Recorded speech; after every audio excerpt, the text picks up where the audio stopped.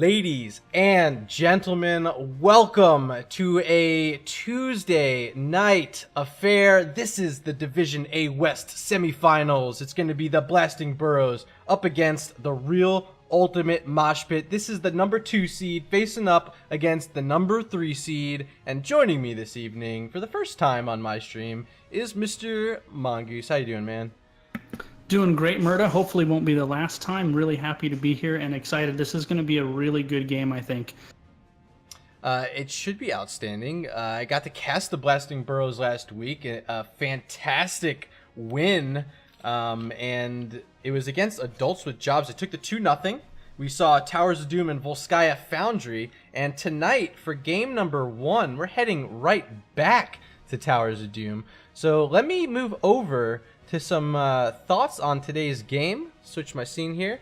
So previous matchup, these two teams met week 6. Blasting Burros won 2-0 over Trump. And it was a dominant performance. I know these teams have played each other in scrims, and you'll see here in these interview questions I asked them before the match how those scrims are going. But first off, Michaelin from the Blasting Burros says, the real Ultimate Mosh Pit comes here today to crush hopes and ruin dreams. They elect to build a wall to block us from the divisional finals. Will we let them? No. We bring their pedestal crumbling down so we may fight them face to face. We will prove that we are warriors deserving a place in the Division A West finals. We will blast down that wall. I also got to talk to Dankstrom from Trump, and he says, we are hungry for a win tonight. We've always been close in scrims and games with Burros, but we end up with late game mistakes they punish heavily. We are out to show we can play with the Titans and Greek gods of Division A tonight. What do you think about that, Mongoose? These teams coming through with a little banter back and forth. That's a lot to take in. I will tell you, I've certainly been on the side of Dankstrom there, where you have a team that's a little higher than you in the standings, and you play them in scrims, and you're feeling good, but man, it seems when game time comes around, you have that late game fight, and you're like, oh, rip. I've been there. So I'm in lobby. Teams are telling me they're ready to go. I'm going to launch us into this first draft.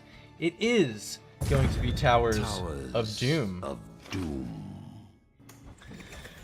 Okay, so let me go over what happened during the map selection process. We had the Blasting Burros coming in as a number 2 seed this evening. So they had selection on if they want first pick or map pick. They decided that they wanted to have the first pick. So here you see them already banning away Maev here in the first draft. However, that meant Trump had the option to have the first ban. They banned away Cursed Hollow. Blasting Burros responded with a Tomb of the Spider Queen ban. And this is the first map selection by Trump, and it is going to be Towers of Doom. Genji banned away quick, and then Abathur snapped off without any time off the clock, Mongoose. Yeah, the selection of towers from Trump doesn't surprise me. They went 4-1 in towers this year, so it's for the season. It's been one of their go-tos. Malfurion also. These two teams combined this season have played Malfurion 27 games between the two of them. So it is both of these teams' support of choice. Really no surprise that it was so highly prioritized between these two guys. Did you see how fast the bans came in? And then all 5 of those picks, I think we got through that entire section of the top half of the draft within like 30 seconds. And barely had enough time to talk about any of it. These guys need to slow down and let us hear our own voices. So let's recap for us. We got Abathur on the left. They pair it with an ETC and a Liming. So Towers of Doom, Liming provides that poke, ETC potentially into a mosh pit. We'll see if they want to go into that or the stage dive, get a little global presence.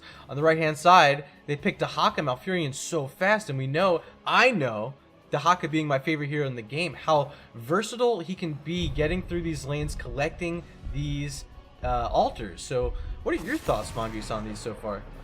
Well, we want to go back to the stats. Trump 6-0 on Dahaka this season. They really like him in the off lane. Garrosh, no surprise. That's the top ban for the Burros this season. I think we're going to see a Johanna at a Trump. It's their most picked tank, 10 games. They're 8-2 on him. Not only their most picked, but far and away their winningest tank from Trump. So going to see Dankstrom on the Johanna here, I'd hazard a guess. Okay. I think I'm getting an alert. Did it come through on my stream? New follower detected. There it is. New follower detected. I spammed it out again. Sorry, I did a little OBS reset this week. I had an issue on Friday, so viewers out there, I see you talking in chat. Kung Fu Snorlax, it's you, my friend. Thank you for the follow. All the NGS viewers, already 38 of you hopping in, and we're still in draft number 1. So shout out to everyone in Twitch chat this evening. You know, we didn't talk about either. Dahaka is kind of a nice soft counter to Abba because he can kind of hold that off-lane soak to counter the Abba soak and then burrow down into the team fight if he needs to. And there's the Johanna we were talking about. Yeah, and of course, Abathurs, they love hanging out in bushes, getting that body soak, as they call it. And Dahaka is always a threat to potentially be brush stalking right on top. I remember one time I was playing against a good friend of mine, Zolkin. He was playing the Abathur, and I happened to just burrow on top of him. And I was like, hey, buddy, licky tongue, you dead. Jaina and Johanna selected. And I think this is smart. Johanna, I believe, for myself personally, is the second best tank in this current meta before Diablo gets his number buff in the upcoming patch that's on the PTR. I think her kit's just so good. Wave clear, of course, a staple in her kit. But she has the survivability, she has a bit of engagement with her Blessed Shield, and she can shut down a lot of stuff like that potential mosh pit we see from ETC on the side of Blasting Burros. Yeah, it's funny how the meta shifts like that because her kit and numbers didn't really change, but all of a sudden in the last couple of weeks, like here she comes. And solo tank ETC with a Tracer Rhaegar coming out for Blasting Burros. This is interesting. So not drafting any sort of traditional solo lane. They're going to rely on Abathur to do that body soaking. Having the Tracer, though, with an Abathur hat, this is really scary because burst damage is huge. Clone target, I would guess they probably want the Leeming, but time will tell. It could fluctuate throughout the game. Do you go something real crazy here, like a triple melee, like taunt variant? Leeming makes it really hard to get her resets with the protect. You keep the Tracer off the backline. Greymane can do that burst to keep Tracer away too. I was kind of curious if they'd throw us a little wrench in the draft here and go single tank versus a triple tank. Yeah, I actually would have liked to see something a bit sturdier. I think that's a really great point, because the moment Tracer can get a pulse bomb off on a low target and they get that kill, Leeming's just going to get the reset and be able to turn fights around. So we'll see if Greymane's the answer. I don't really see what specifically outside of the Tracer, him being a decent counter to her. We'll see. Time will tell. What are your thoughts on the draft, Mongoose? Who do you think is going to take this game number 1? Trump definitely is a more traditional standard kind of draft, tank off tank, 2 assassins with the support. Greymane does synergize really well, assuming he goes Executioner with the Jaina and Johanna when he gets that talent later in the game. It's going to do a ton of work. On the flip side, though, if Blasting Burros can get that first kill in a team fight and proc the resets on Leeming, you can really roll that into a team fight win. So I think the faster the team fights go, the more it's going to be in favor of Blasting Burros, and the flip side of that for Trump. All right, ladies and gentlemen, on the left-hand side, thank you to our producer this evening, Falindrith, for getting the names put into all these little skyscrapers you see on your screen right now. What a fantastic job he's doing for us. We have, on the left-hand side, the Blasting Burros. The captain, Michaelin, will be playing the Abathur. Time is on the Tracer. Tidley playing the ETC. Up in the top lane, we have the Leeming, played by Pyromantic, and Zhao will be playing Rhaegar. And the red team, the real ultimate mosh pit, we have Team Captain Denkstrom on Johanna, Synchrony on Dahaka, Zarian on Greymane, Sven on Malfurion, and Dendy Smasher on Jaina. Let's take a quick peek at these level 1 talents. We have Regenerative Microbes from Abathur, looking to get a little healing done for himself. Progrock, of course, the pick from ETC. Magic Missile build, we got the Force Armor started by Leeming. On the right hand side we see Fingers of Frost from Jaina, of course, and it's Tissue Regen to play from Dahaka. Not going for speed this time, he wants a little extra HP and durability, and I think that's a smart play up against this reset comp with the Leeming and the Tracer looking to get started, and having Dahaka a little more survivable might actually help them out in those team fights. Yeah, not only that, is Dahaka, since he is going to win the solo lane regardless of who goes up there, he's going to get rotated on, probably on the regular, to just make sure that lane doesn't get obliterated. So a little extra durability to help make sure he doesn't eat those ganks, not a bad idea. So check that out. Real ultimate mosh pit, stealing away a camp, and no one was the wiser on that. Great job there by Dangstrom and Zarian taking that away, and they grabbed their own. So double sapper control currently in the bottom lane, and it's just a Rhaegar down there right now. Zal all by himself gonna have to play up against these, and it looks like the first already crashed into that tower, took out one of the towers, and the sappers are marching down with Greymane already like they don't even need the sappers. This tower is dead. Yeah, this front wall is down already. That was a really heads-up play by Trump.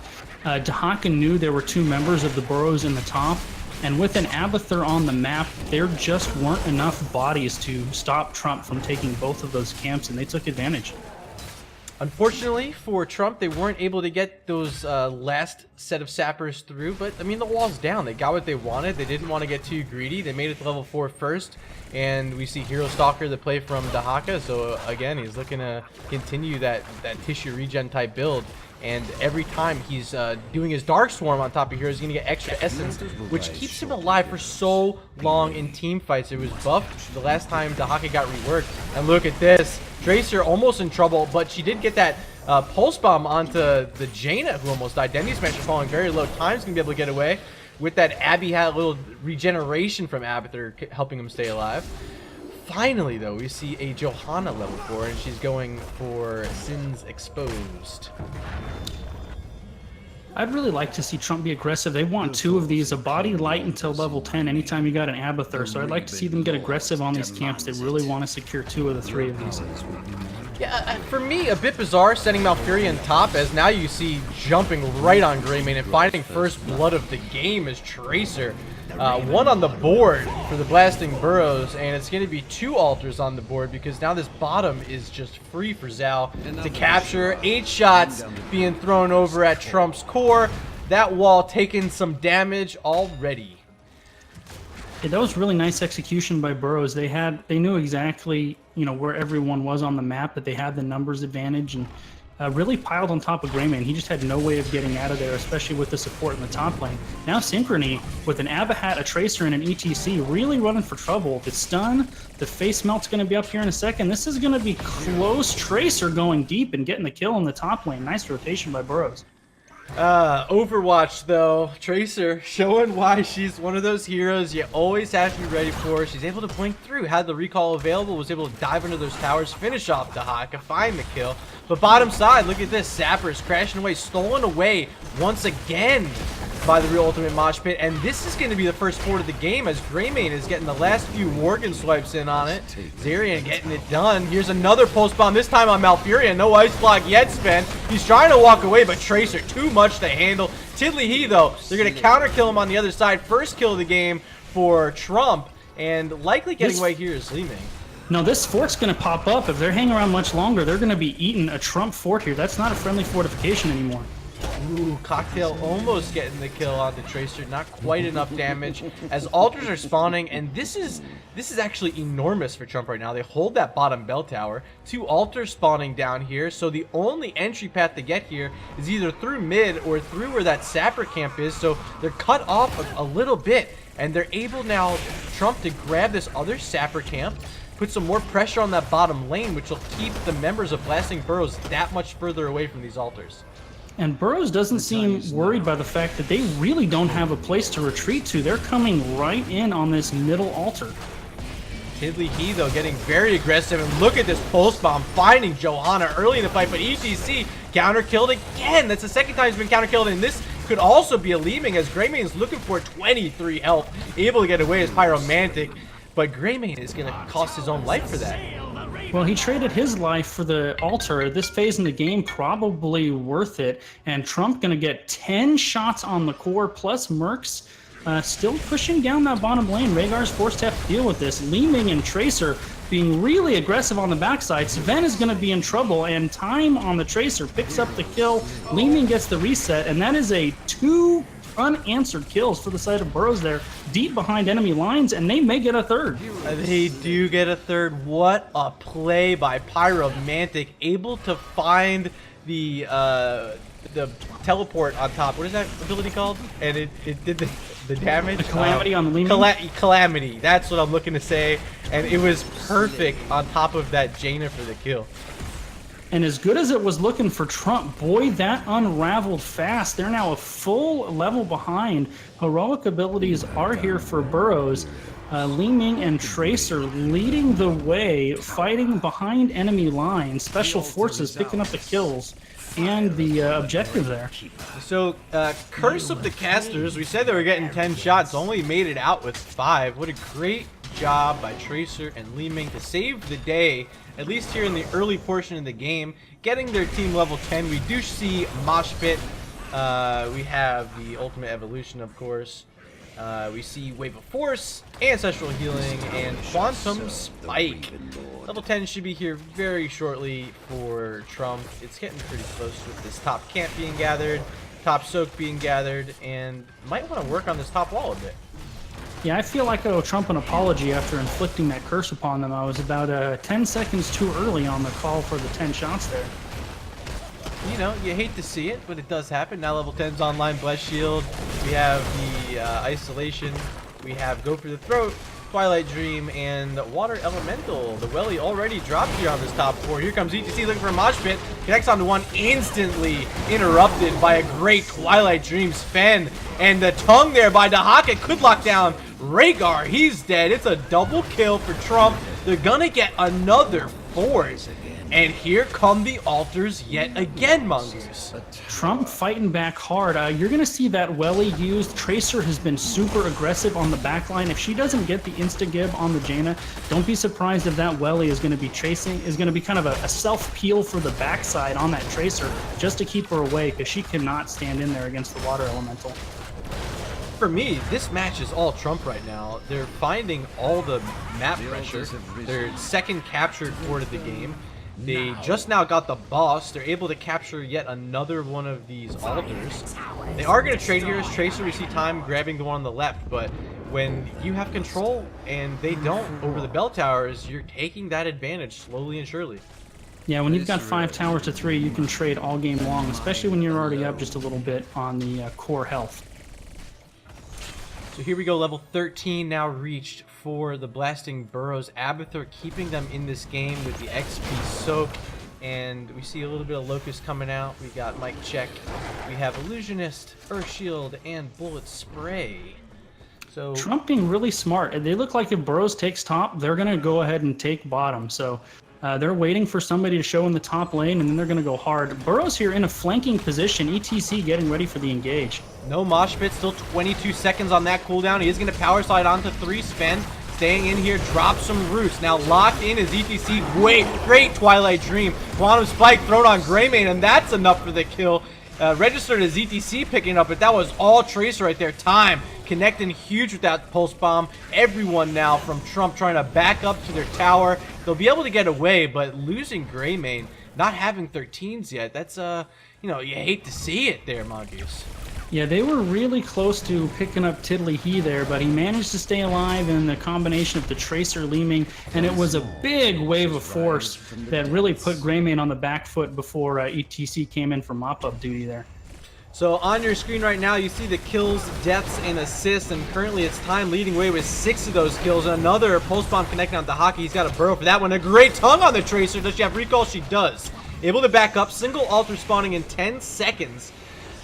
Still no 13s, but very close for Trump to get these 13s online. I'm fully expecting they'll be able to get it here. Starting the channel, though, is Zarian on that Greymane. The zoning here by Johanna and Dahaka, but Time able to blink past, find an interrupt on the altar. Isolation now played onto Rhaegar. The damage coming out from Denny Smasher on him. The Water Elemental is keeping him back, but Denny Smasher taking damage from Pyromantic on the backside. Up on the top, we see Dangstrom and Zarian trying to work down a hero up there, but it's really Tracer, the one being a nuisance, and now we see a clone here. The Mycalin has played a clone onto Leeming, looking to get a reset on top of this Malfurion. He's so far away. He's not going to be able to heal a lot of his members. Zarian falling low on the Greymane, chasing down the Leeming, but she blinks over the wall to safety. Zhao and Tiddly E in trouble. Will they be able to escape? ETC does fall. First kill in this fight. Finally, it's ETC. Dendy Smash is going to be the counter on the other side. Jaina is now down, and looking for more is the Blasting Burros. Jumping in his Rhaegar, but it's going to cost him his life. Another trade out. This is Greymane falling, and oh my god, the parting gift from Tracer fighting it. She picks up a triple in the fight. Now 9 kills in this game for Time. He is leading all heroes and being completely destructive on that Tracer. That was one of the most scattered, absolute craziest fights I've ever seen. Do not be shocked in game 2 if we see a Tracer ban coming out here for Trump. Still no deaths either. Time really putting in his card to be MVP here of map number 1. There's only 3 shots going over to knock down that Trump wall. And oh, look at Dahaka! Finds the Abathur top lane synchrony, making it work. Unbelievable find there by Dahaka. You know, we mentioned Trump undefeated with Dahaka this year. We're showing why. We didn't mention it, but in the bottom lane, that Synchrony on Dahaka had a great play. He used the Burrow to juke both Wave of Force and the Pulse Bomb on Tracer, and then turned around and immediately tongued the Tracer, almost picking up the kill. So definitely showing the mastery on the Tracer, and Trump playing around, or on the Dahaka, I should say. Trump playing around Dahaka really nicely. Yeah, this is a player formerly known as Yatoila. He recently switched his battle tag, coming in playing as Synchrony these days. So if you don't recognize him, that's who it is. It's Yatoila. Another invade on another camp, and this is down a talent tier, 15 into 16, and no fear from the real ultimate mosh pit. Dahaka simultaneously picked up top 1, so they're going to try to walk in top. Abba trying to bait in Dahaka, but I don't know if Burrows can deal with both of these, although the Locust Swarm might hold these at bay. Dahaka's going to have to cross the demilitarized zone to get those in there, and he's going very close in top. Abba doing his best to keep them away. It looks like, where are they going in? The mines take out 1. And one shot goes 2 out of 3. Dahaka gets in 2 out of the 3 sappers in the top lane. A nice little duel there between Dahaka and Abathur over that lane. That's actually enormous. This setup right now is very interesting. All members up in the top side, all 5 from Trump waiting around that top right. We see all 5 on the top left from the Blasting Burrows. Now Dahaka has Brush Stalk down to the bottom. He will capture it, but will they be able to delay this top right? Dendy Smasher does get it. That's going to be 8 shots going over against the Blasting Burrows, putting them on 12 core health. Time finding another kill, has the recall out, gets the Ancestral from Rhaegar so she can get back in this fight. But that's actually pretty big. With Greymane down, it's going to give opportunity to the Blasting Burrows to potentially work on the boss if they so choose, but now the ultimate evolution has expired, so it could be that much riskier if they want to do it. You know, as good as Tracer has looked this game, if you look at this current situation on the map before and after, Trump got 2 altar spawns for that, and they're level 16s, even though they lost somebody. They are leveraging Dahaka so well and the map control so well, despite being down 15 kills to 7. They are winning the objectives, but Jaina goes down. Burrows showing no mercy, picking up as many kills as possible, and now the first invade coming out for Burrows.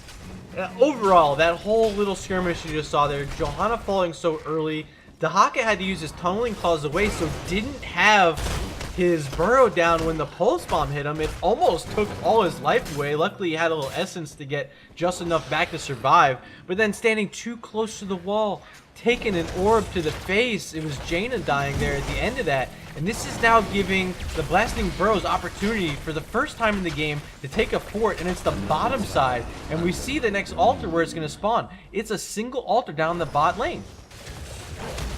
Yeah, macro for Trump, though, has been really on point, has absolutely kept them in this game. The way they've manipulated the maps and the mercenaries taking the fort. Without that really top-notch map awareness, the kills and the XP disadvantage would be leaving them in a hole, but they're right in this game 100%. They're in it for now, and they do have full presence on the ball. That's I don't think it's going to cost them too much. I think it looks like Trump is content sacking this one over, sending it over to Blasting Burros, potentially moving on boss. It looks like they're moving in the pit. They're jumping right on this boss. This is going to be essentially an even trade, 4 shots for 4 shots. So great. I think this is great heads up play here by Trump. And not only that, they're going to have another 30 seconds where Clone is not available. Actually, the Sappers are getting pushed in the bottom lane, so it's going to end up being a 7 for 4 trade in favor of Burros. And if my caster math is right, which it wasn't, I was going to say tied, but very close. This is a great game. Outstanding. I think we have a double altar spawning next. Correct me if I'm wrong, Mongoose. Yeah, double altar is going to be top left, top right. And going to be able to work back this bell tower on the bot side, it looks like. But here come the Blasting Burros with level 20s online. Tongue connecting on ETC. Roots are there. Gets the cleanse from Rhaegar. Tiddly he looking for something. Here's the Mosh pit onto 2. A great Twilight Dream there by Sven to push back the Mosh pit. They find the kill on Jaina. She didn't have her Ice Block. A Tongue into that demilitarized zone you mentioned. But Death Mosh, no one expecting it. And here goes Li Ming, finding a triple kill in that fight all by herself. Enormous play there by the Blasting Burros, having the level 20 advantage, making things happen with Death Mosh. There's so much to talk about there. The great initial loss by ETC, the insta-cancel by Sven, the tongue into the demilitarized zone by Dahaka to kill ETC, only to have death metal sprung upon you. That was just really great play after great play there. So altar spawning members from Trump will not be on the field. This could be putting Trump down to as low as 2 points on their core of Tracers, able to get that back and the bottom's not taken. No, looks like the Hawk and Malfurion do have the bot as well. But this is potentially 8 shots. Channel starting on the right by leaving on the right side. We see Rhaegar capping that. So 8 shots going to put the real ultimate Mosh pit down to 4. And I think, if I'm correct, this is the first lead of the game for the Blasting Burros in terms of core health. They collected 2 of the 3 initial spawn, but since that point, this is their first lead of the game, yes. Okay. At least any meaningful part of the game. Absolutely. They finally have taken control of this one. Still have that talent tier advantage, but level 20s are oh so close for the real ultimate Mosh pit. And speak of the devil, here they come. We see, look at it, it's Contagion from Dahaka, looking to splash that on a whole bunch of stuff. Upgrade to Water Elemental, Blunderbuss from Greymane. And we'll see about Johanna and Malfurion. I'm expecting the Indestructible from Johanna. And there it is. Is it going to be the Ancestral Communion from Malfurion? And it is. Astral Communion, sorry. The tower is mine. As it should. So 20s for both sides here. Trump looking aggressive. They're posturing really hard in there, but everybody has all of their R buttons up, and Welly goes out. So Trump's really looking for something here. Oh, the cleanse from Rhaegar, great to prevent the Dahaka tongue. Backside time, finding a kill on the support. Mosh pit not hitting anything this time. And that, ooh, Ancestral Heal, gonna keep Tiddly He alive for now. This looks like Jaina's gonna die after that Ice Block. See ya later, Jaina. Zarian also low, Dangstrom low, and this could just potentially be the entire game right here. Indestructible level 20 proc there by Johanna, and when that expires, see you later, Crusader. That is going to be GG with 2 altars spawning, Rhaegar capping down on the bot side, and game number 1 going over to the number 2 seed here in the Division A West playoffs. It is the Blasting Burros. That last team fight, they did not account for Tracer. She literally just ran up to Malfurion and deleted him. Nobody paid her any attention other than poor Malfurion, who was running for his life. Yeah, unfortunate for them, not able to find the kill on ETC when they were trying to. But pretty solid effort nonetheless overall in that match.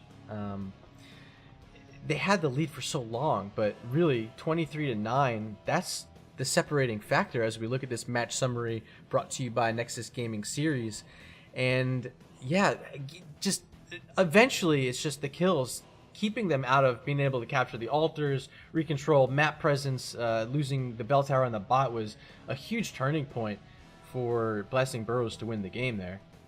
Yeah, in the early to mid game, Trump could kind of afford to lose those team fights as far as number of deaths because the spawn timers just aren't as long, so they could kind of leverage those deaths into macro advantages around the map. But once those death timers started getting longer and longer, you can't trade late game deaths for macro advantage, and the late game, team fight superiority that Burrow showed ended up being the difference in the game.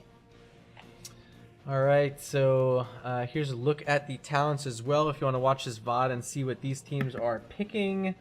With that, we are going to go to a short break. I want to thank all 44 of you currently watching this matchup at twitch.tv/murderrg. We have Mr. Mongoose here joining me, Falindrith on the producer spot this evening. We'll be right back in 4 minutes, and we're going to bring you over to map number 2.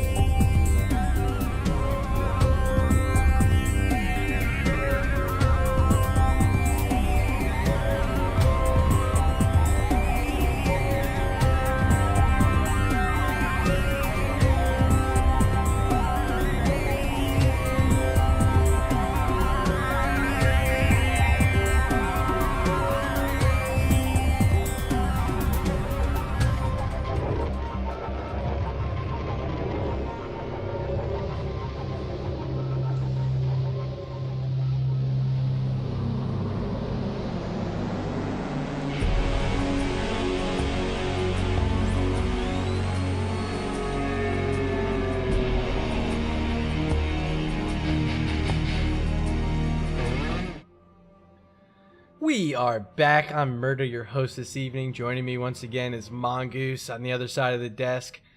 Here's game number 2 about to start. Teams are in lobby. I want to say a big thank you to Judge Bread throwing out 250 bits. To all of you out there, we are now at 89.68% of being fully funded for the Regen Invitational. Every single team that has been cast on this channel, twitch.tv/murderrg, throughout the Season 4 NGS season will be invited to that event. And if any room, maybe a few other teams. But for now, we're sitting so close to that goal. Would love to see it happen here this evening. So if you're considering donating and you can afford a few bits, throw them my way. They're going to go directly towards that prize pool. Very excited to have that happen. I think teams are ready. Let's throw some R's out here, Mongoose. Thoughts on map number 1? Anything else we missed there? I mean, it was just such great play by Time on the Tracer. I think ended with 11 kills, right? Yeah, you took the words out of my mouth. Everybody's thoughts after game 1 is we're going to see insta-ban Tracer. And, I perused through our producer extraordinaire Stats of the Storm database looking for, what's the word I'm looking for? Key statistics for each team coming into this game. Tracer not even on my radar. Blasting Burros only played her once this whole season, so I'm sure that took Trump a little bit off guard if they were just perusing through what they've shown this season.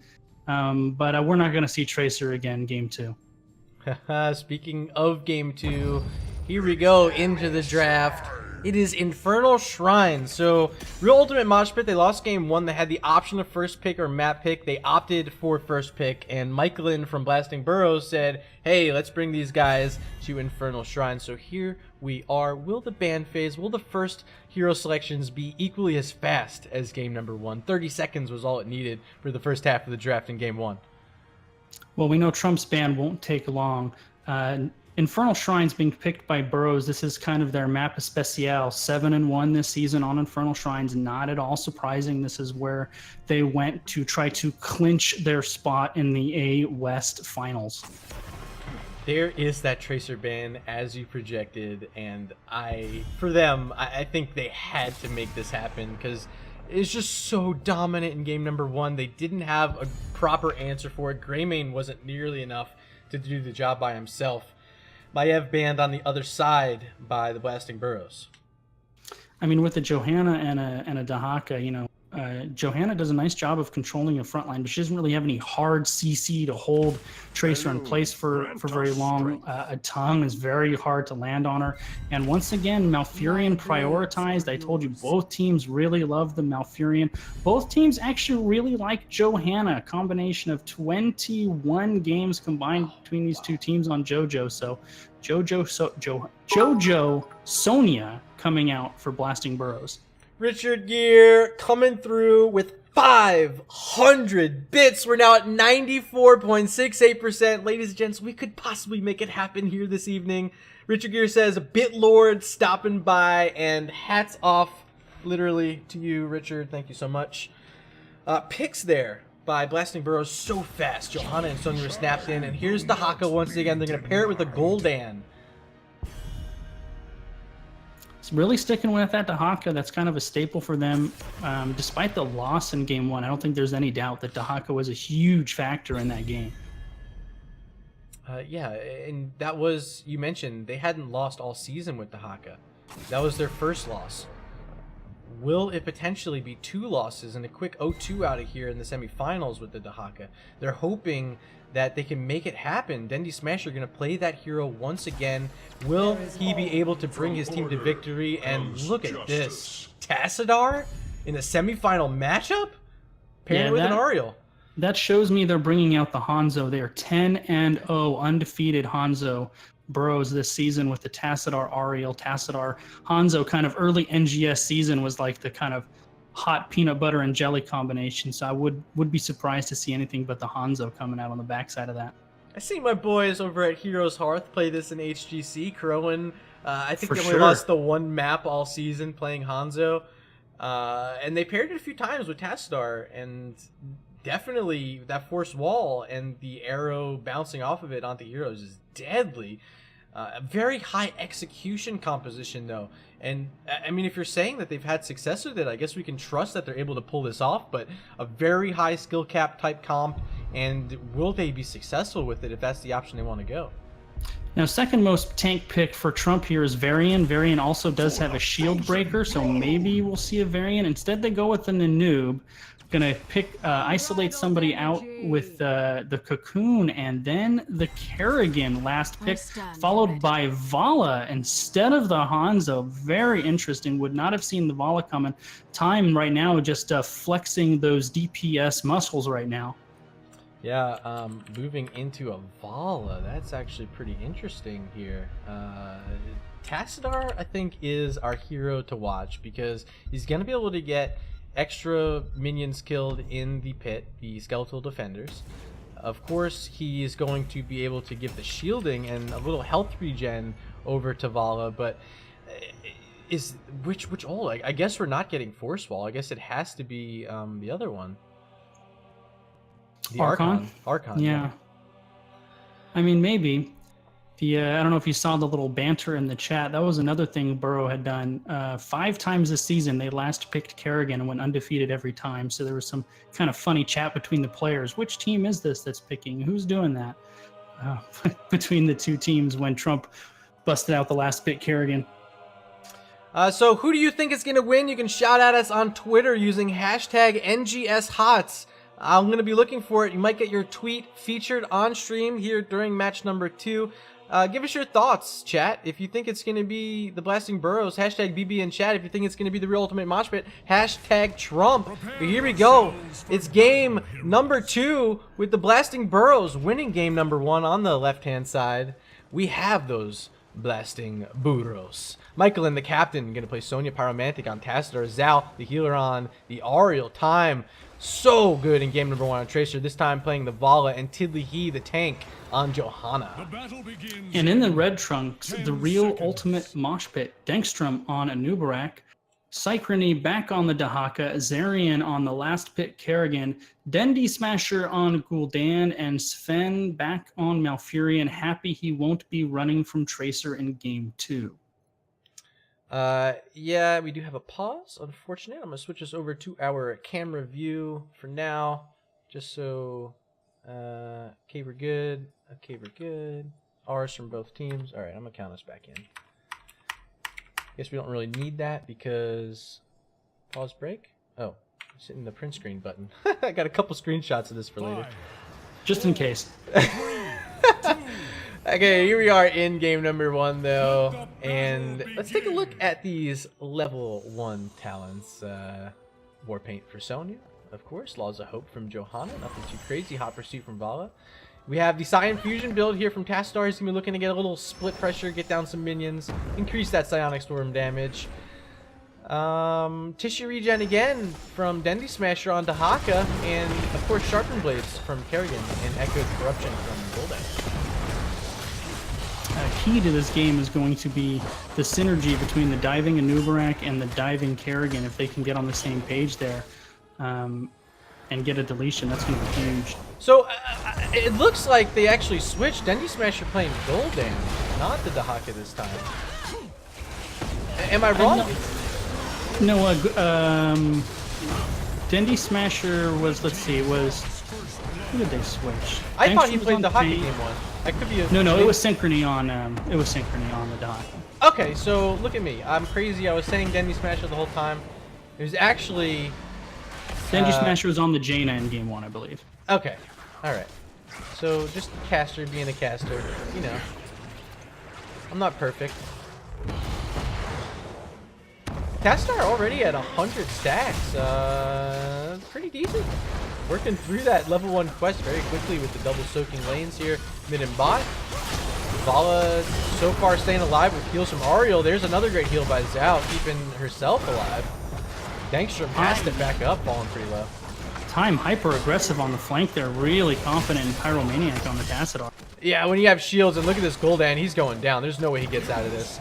First, for sure. First kill of the game for Blasting Burros, but overall, time in game number 1 playing Tracer. Now we see game number 2 where he has a hyper carry Vala. I mean, They're saying, Mr. Time, carry us to the divisional finals, man. We're putting it on your back. Make it happen for us.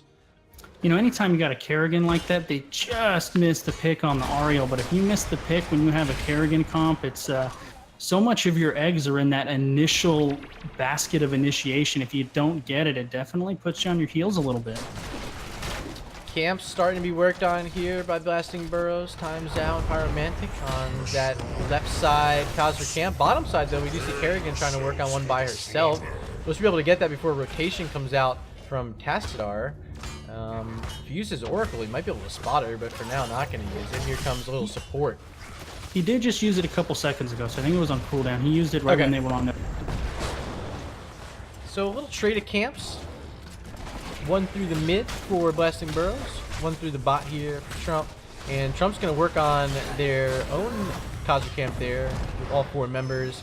Goldan be able to rip through that with the Kerrigan. Great tongue up top on Sonya. Michaelin falling below 50% health, but so is Synchrony. Should have some essence available. There it is, popped. Darkstorm not going to secure that kill onto Sonya. Shrine is active. Neither team moving into the pit quite yet. Here's the Haka brush stalking in, though. Looking for someone, gets booped back by Zhao. And not going to be able to tongue anything there. I don't think he has too much essence, so being too aggressive, he does find a Vala. The burrow in from Anubrak misses. The secondary spikes do connect on her, but not nearly enough damage to get timed down. Again, has that hyper carry. Double support with the shields and the healing from Ariel. Able to keep time alive for now. And here teams go in the pit with Kerrigan working away with that ravage from her. And Tidley, he could be first to fall here. Does find it. Dengstrom burrowing in. Michaelin also falling low. Corruption connecting huge. Michaelin poisoned and falls. You know, something that is not going to be here for Burros. They had so many resets in game 1 with the Leeming. They rolled those. There's not going to be any resets here for them. So this team fight dynamic completely different between these two teams from game 1 to game 2. Level 7 so close here for Trump. They now get it in the middle of this fight. They start locking him in. We have the Bladed Momentum from Kerrigan, but no other selections chosen yet by these members. Not being heads up. Finally, we get Hunger for Power from Goldan. A few more coming in, feeding Frenzy and Subterranean Shield from Anubrak. Big fight, though, with Johanna pushing back these members, but not nearly enough as the Frozen Punisher is captured by Trump, already jumping onto Sonya, so it's not going to leap over this wall for a bit. And here comes a bit of sieging from the real ultimate Mosh Pit, led by Dengstrom and Dendy Smasher here. Sven in the backside for support. Kerrigan had to hark to get a little health back. Finally, the Punisher jumping over the wall and might be able to find Ariel with a little help from Goldan, but not enough. Sal survives for now. Not surviving, though, is half of this wall. They're going to get one of the towers down and almost, yeah, that mid wall is down, but there is one tower there left. Yeah, Ariel almost paid for that there. Johanna was in the top lane. Tiddly, he a little late on the rotation. Johanna's like the perfect tank to bait John Cena over the wall. You E, you D, and you walk away. Ariel, not so much, and Trump did a really nice job of following up on the body slam from John Cena there. Camp pressure was a theme in game number 1 for Trump. Already here in game number 2, we've seen them capture now 3 separate camps. This one, a Shaman camp in the top lane that's going to help out the Haka in that matchup against Sonya. We do see a camp in the bottom that is available with Kerrigan moving in there, potentially looking to get it, but her team is stuck at mid doing a little bit of wave clear, which is going to give opportunity to this hyper carry Vala to get to work on it, and I think this one will be handed over to the Burros. Zarian does have it scouted, but oh, here comes Anubrak and a Haka. They find a tongue onto Ariel, and Zhao is likely to fall. Gets a shield from Tassadar, but finally falls. Johanna in the pit uses her Iron Skin back to safety, but another tongue. That one from Synchrony pulling back Tidley pretty far. A long burrow. No follow-up available. On the backside was Malfurion dying. Time connecting the kill along with Pyromantic, and a 1-for-1 after all is said and done there in that fight. The camp does go over to the real ultimate Mosh Pit, but they lost their support. Yeah, that was a really aggressive, deep initiation, trying to catch the Johanna. But on the backside of that, we saw something that happened a couple of times in game one, which was Malfurion getting exposed on the backside to Time playing really aggressive. When those tanks from Trump are diving forward, Time is just kind of waiting on the backside and putting Malfurion in a really tough spot. Look at this flank coming on Michaelin. Here's a Nubarak and Kerrigan. Can they get the CC combo in place? Kerrigan missing, great sidestep by Michaelin, but the damage is still coming out. Gul'dan looking to use the Horrify, does. Secures a kill onto Sonya. Still haven't had the announcement. Oh, wow. Blessed Shield from Johanna. Oh, my God. Twilight Stream going to help secure a double kill there. Dahaka could be next to go. Has some essence. Might be able to walk away, but Time he's stacked up. He's doing a lot of damage with this Tassadar as well. Not going to get the kill there, but double kill. The Blessed Shield. And it is Force Wall locking off Dangstrom. What a play by Tassadar. Finding 3 now in that fight. Nubarak still hasn't chosen a level 10. Finally, it's Cocoon. But blasting Burros. Finding kills and now moving over to the Shaman camp as the second shrine of the game is about to activate up in the top lane. And taking a peek, it will be an Arcane Punisher, Mongoose. Yeah, no fear out of blasting Burros there. Sonya went down. They saw how many times Trump hit their R buttons, and they went in hard. Time initiating on the Vala with a 2-man Rain of Vengeance to start that little mini massacre there. Time is really aggressive and has complete faith in both of his supports to keep him alive, really no matter what he does. Teams on even talents, but still no Maelstrom available for Kerrigan. So how aggressive do they want to be here? They're being aggressive on Ariel. There's the Crystal Aegis keeping her alive for now. Has some hope to get her health bar back up, but here's the Haka right on top of her, trying to do some damage with that Hero Stalker build. Dangstrom too low, has to back up all the members now from the Real Ultimate Mosh Pit. Using those well taps, they're going to wait for that to click in. Re-engage this fight. They're currently leading 21-10 on the Skeletal Defenders. They got to clear out the Shaman camp, make their way back in. They're still on even talents. They have that Maelstrom. They have that Horrify. Will they find it here? Walking forwards. Dendy Smasher might be looking for it. Burrow forward by a Nubarak. Find it, and there's that Horrify. They're going to get the Ariel. They're going to get the Johanna. It's a double kill for now. Dendy Smasher falling low to that Sonya, but Michaelin starts backing up, and there's a tongue by Dahaka to pull her back. Not going to be enough damage to finish her up as she spears back in. The Ravaging from Kerrigan almost put herself in trouble. Root's trying to lock down Kerrigan from Malfurion, but falling is Vala, and without that hyper carry, nothing the blasting Burros can do now, as this is going to be the second Punisher of the game after a flawless reinitiated fight there by the Real Ultimate Mosh Pit. That was great patience by Trump. They kind of knew they were beat on that initial pass. Everybody backed up. They took a little drink from the sippy cup, waited for their cooldowns to come back, and then they went in hard, took that team fight, and maybe good for their psyche, the first time this series they've been able to bring down Time. They got down the sidewalk quickly. Dangstrom moved past. Arcane Punisher is here, working down that well. This fort is likely to fall too, as level 13s are here. Let me put those talents on screen for you quickly as they are clicking in. Moving the Punisher back, but now it's being rebaited onto this fort. Finally it falls. And Dahaka is the only one split right now. All 5 members from Blasting Burros are here. But look at this. They're leaving it. They're going to go work on another camp. They got what they wanted. And they don't want to get too greedy. They're leading in this game. They have 8 kills to 5. And let me show you who's getting those kills. Currently, it's a Nubarak and Gul'dan with 3. Vala and Tassadar with 2 on the other side. But again, I mentioned it previously. They're working down these camps, and you see 3 of them being started on. Actually, the bottom not going to be started by Dahaka quite yet. But they're putting a huge prioritization on this macro pressure, keeping lanes pushed out with these mercenary camps.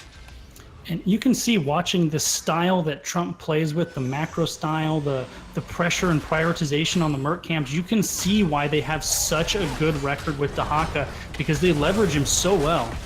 This invade is going to happen. Kerrigan falling low and falls. Kerrigan first down in the fight. Didn't get to pop Maelstrom, but there's Horrify connecting onto Sonya, and see ya later. It's a 1-for-1 so far. Great force wall, keeping back Dangstrom in synchrony, and falling is a Nubarak. There's the isolation on Johanna, but is that the target you really needed on? Synchrony not finding anything yet. There's another tongue, though. Johanna pops Iron Skin, gets away, stuck in roots, though, and falls. 2 for 2 in that fight with tank on both sides falling. Synchrony looking for more, has that tongue available, looking for Zal, not gonna get it, does! And a sweet Twilight Dream, Zal able to finally scoot away, but again, Synchrony showing why this hero is so good, but time even better. Killing off Gul'dan, another force wall, keeping Dahaka back. Synchrony's got nothing left but a brush stalk, and he's back to safety. Sneaky play there by Synchrony. You know, that whole time, this Merc camp was pushing that top lane. They got, you know, 2/3 of the wall on the top. So, although they lost the team fight 3-2, I believe will be the final tally, definitely got some pressure in the top lane. So, not a terrible trade for Trump. Although Anub and Kerrigan might be in trouble here. Kerrigan in particular needs to make sure she gets out of there. Instead, goes hard in on time, pops the Maelstrom. Malfurion is coming in on the flank, not in time to save Kerrigan though. Yeah, not the play I want to see my Kerrigan player doing if I'm the real Ultimate Mosh Pit. Taking an engagement on top of a hyper-carried Vala with her Ariel and Tassadar within arm's reach. A very gutsy play. Ended up using the Maelstrom. Not going to have it available for the Shrine either, which you hate to see it. That's my signature tagline, and that is a moment here that we might look back afterwards saying it could be the turning point here, as now a fort is captured on the bottom side. Still have Kazos working down that well as well there. Just really aggressive from Kerrigan, and didn't quite pay off that time.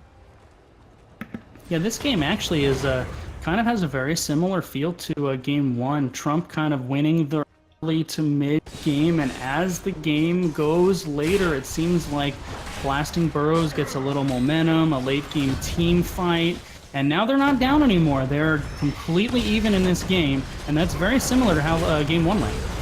And now that Tassadar and Psionic Echo are going to be extra wave clear inside the Shrine. This engagement coming out, the Cocoon has already expired, and a great Horrify and the isolation onto Sonya. She's able to move away. Zhao keeping her alive. So many members low. This multi-shot build from Vala is ripping through health bars. They find 2 in the fight, and they're going to find their first Punisher of the game. This one being a Mortar Punisher, and potentially going to set them that much closer to getting level 20s with a huge advantage like we saw in game number 1, as they already have a half-level lead. This one's likely going to be able to work through the mid-fort.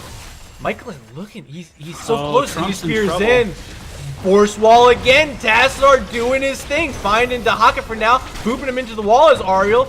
Vala staying close, has some essence and a ton of claws to get away for now. Synchrony falling low, Sven on the bottom side, he's definitely going to fall. I don't see how he survives. Oh, there he goes. Finally, Sonya getting the last hit on that. Another force wall on Dahaka. Booped into it by Ariel. No essence this time, Dahaka. See you later. Another double kill. And 35 monkeys killed in the pit already. Only 5 away. They're now able to move on to this camp. Get a little extra pressure in the mid lane. They're sending Vala over to finish a job in the pit. It's going to be a huge swing. With already a level lead, they could go as far as 2 or 3 levels ahead if they can get through a keep here. Yeah, that was a ambitious call by Trump to try to take that particular Merc camp so close to the objective when 2 of your own members were down. Sonya scouted it out perfectly, patiently waited in the bushes, and the entire Burros team rotated down and punished them big time. So level 1.5 lead currently, fort down with this Punisher very healthy now, jumping behind, force wall locking in a Nubrak, finding that kill. Could mean this keep is dead for sure. Marching forward is Johanna on Tidley. He playing that hero. Doesn't have Flesh Shield available, but once again we have Force Wall, not able to be used to success that time. But what is successful is that keep down. Punisher still on half health. Hyper carry Vala here waiting to get this one all but sealed up for the Blasting Burros. Shots on core, the shield is down, and here goes time. Maelstrom, the only thing they can do, and falling is Kerrigan. Horrified not enough.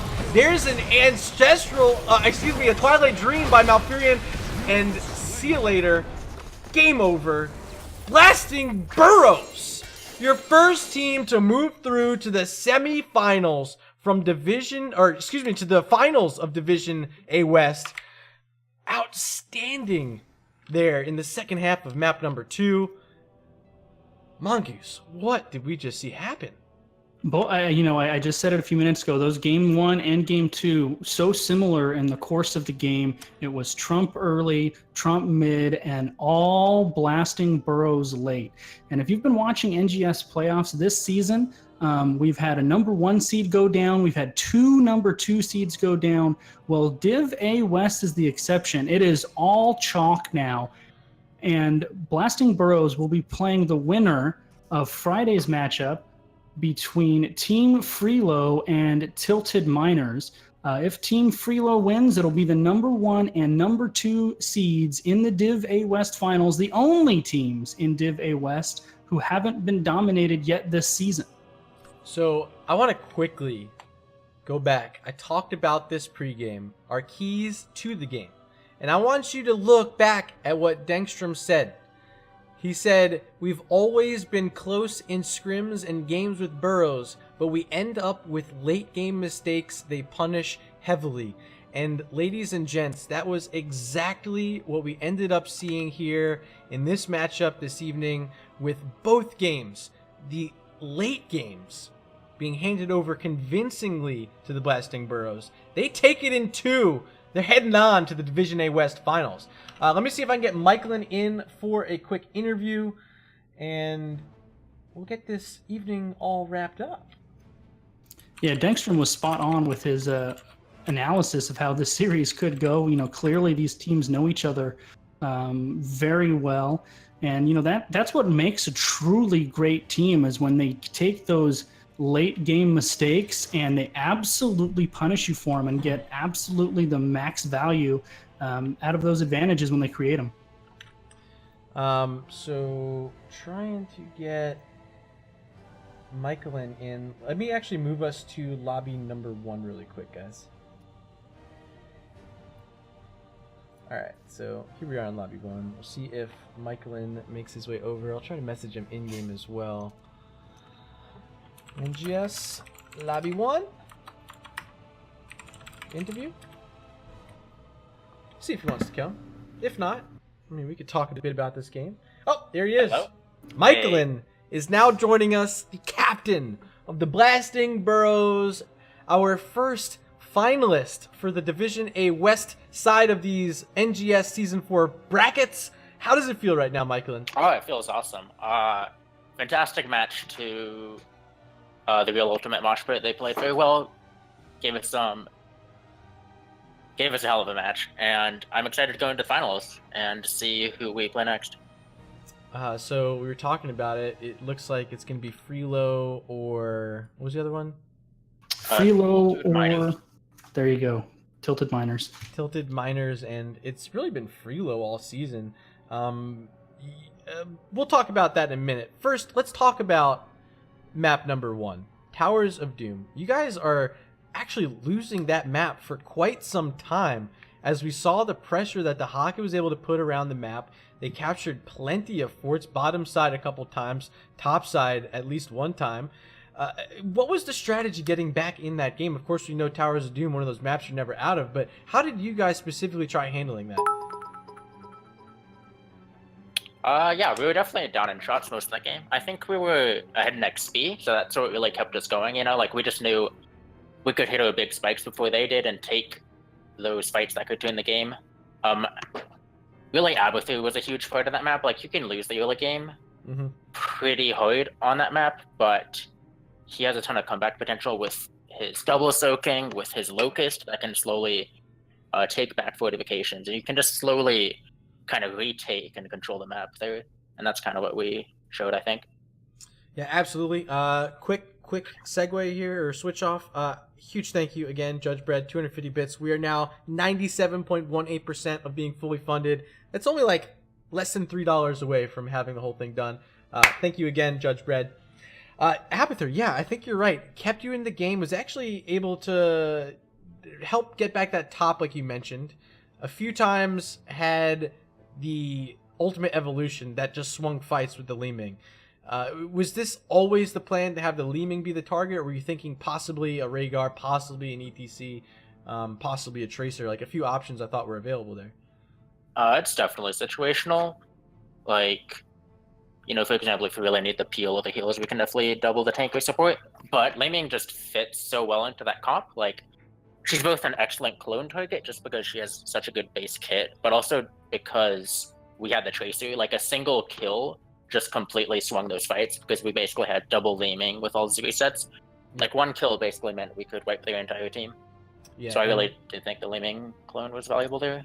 MVP of the evening, playing in game number 1, 11-0 on Tracer. In game number 2, 7-2, leading the way with hero damage. Time, so strong this evening. Is this the peak of Time's performance all season? Is he peaking right now at the right time here in the playoffs? I don't know if he's peaking, but he definitely played fantastically this game, and I'm sure he's excited to show everyone what he can do in the finals.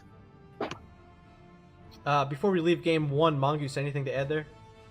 Yeah, I was looking over stats of the Storm for you guys. Hadn't really shown Vala or Tracer much this season from what I can tell. Was that a strategy going into tonight to kind of spring that onto Trump, or was that just a byproduct of how the drafts went down? A little bit of both. We're definitely trying to show diversity. I think we've made a name for ourselves as being that one aggressive comp, or that one aggressive team. We take a ton of aggressive comps like Genji, Kerrigan, and just go ham. And sometimes it works out, and other times we each die 10 times. So I think we're definitely trying to, be a lot more flexible. And that's what we showed in these drafts. Tracer Vala, not something we normally play, but I think something we've definitely added to our playbook. Game number 2, you guys decide to bring us to Infernal Shrines. I'm assuming one of your more favorite maps as you wanted to clinch your way through to these playoffs. We saw the first 2 Punishers go over to the Real Ultimate Mosh Pit. Again, just as in map number 1, you guys fell behind early, but you're able to claw your way back in. Is this another comp where you feel once we get level 10s and we get this hyper carry situation started for Vala that things are going to turn around? Or what was really, again, talking about the efforts made to try to swing it back in your favor, what did you guys specifically try to change in that fight?